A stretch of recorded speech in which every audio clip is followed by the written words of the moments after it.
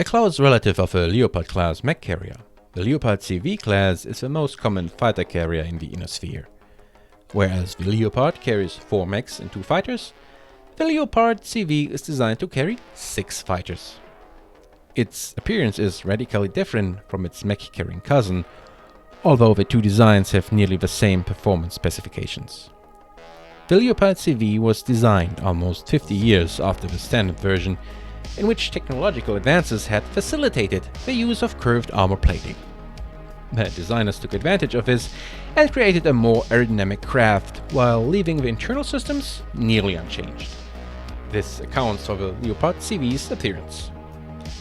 It is distinguished by the large wing attached to its tail section. Though this tail structure provides good atmospheric flight stability, it is also the dropship's critical weakness. A solid hit against the ship's long, thin tail could disable the vessel's atmospheric flying capability. Designers attempted to protect this weak spot by shifting some of the ship's armor, but the added weight increased the strain on the tail structure and made the rest of the hull vulnerable to enemy fire. Another special feature of the Leopard CV is that it is the only ship still in existence that mounts the maneuver drive below the overhanging tail section. By placing the drives under the large wing section, the ship creates much less signature on infrared scanners. To gain the full benefit of this design feature, however, the ship's topside must be turned towards the enemy. The Leopard CV is one of the few aerodynes not equipped with a separate transit drive, which means that the vessel's internal gravity is oriented differently when on the planet's surface than when it is in transit, resulting in a need to reconfigure the craft's interior when entering atmosphere. But this is generally not a problem, because the ship seldom enters the atmosphere except to recover an occasionally downed fighter. The interior is designed almost exclusively for space flight, oriented so that up is towards the nose. Aboard the CV, each crew member has a separate room, located along a common shaft running the length of a dropship near the bottom of its hull. The rooms are tiny and provide little space for storing personal possessions. This helps the ship to maintain a high degree of readiness when on the ground. There are fewer items for the crew members to secure before liftoff.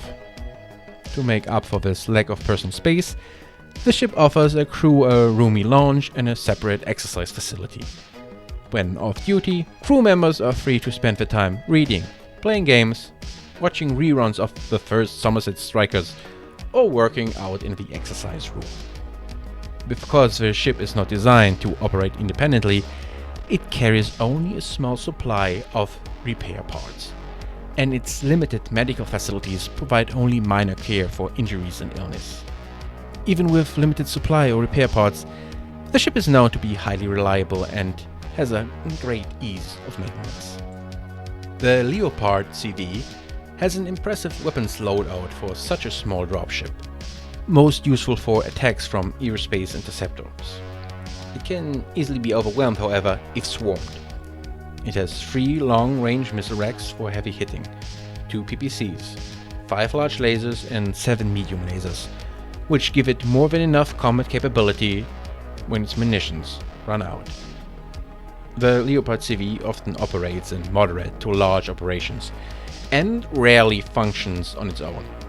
In most combat missions, it's deployed well forward of the main body of ships, where it can support its own fighter group with heavy weapons fire against enemy fighters and dropships, such as the Avenger.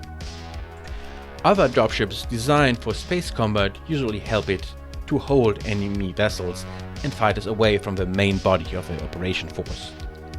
If a group is successful enough, it then penetrates the enemy forces and disables them, or at least keeps them busy while the main force performs its mission. Variants: the Leopard 3054. The Irian Technologies yards above Clipperton were the first site producing a version of the Leopard CV using recovered Starlink technology. First launched in 3054, the 1,900-ton Irian Leopard CV features an upgraded arsenal. Magna Sunspot ER PPCs from Lopez replace the outdated PPCs mounted in the nose of a standard version, and Helion R 3 ER large lasers replace the original wing-mounted large lasers. The craft's other lasers have been replaced with Magna 400p medium pulse lasers for increased accuracy. Both the Capellan and Word of Blake militaries were additional users, besides the Free Worlds League.